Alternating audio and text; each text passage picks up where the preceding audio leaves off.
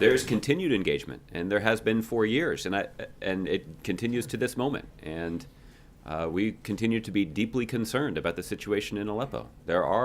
We are seeing the same reports that you are, that innocent people are being slaughtered in the streets at the hands of the Assad regime, aided and abetted by the Russians and the Iranians. And it raises deep concerns. And it's a deeply tragic situation. And these atrocities have to come to an end.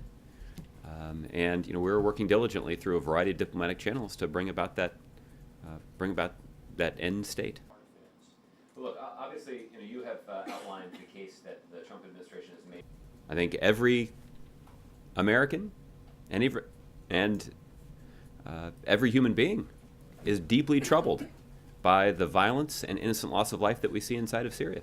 It's heartbreaking. It's tragic when you see a government commit atrocities against its own people using the military might of the state.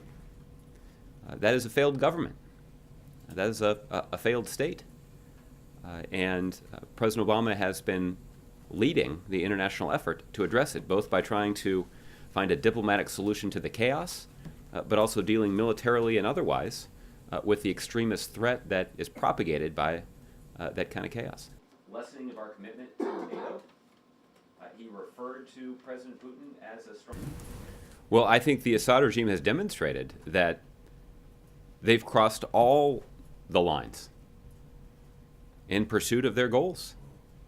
And those goals apparently include depraved tactics like trying to starve innocent civilians into submission,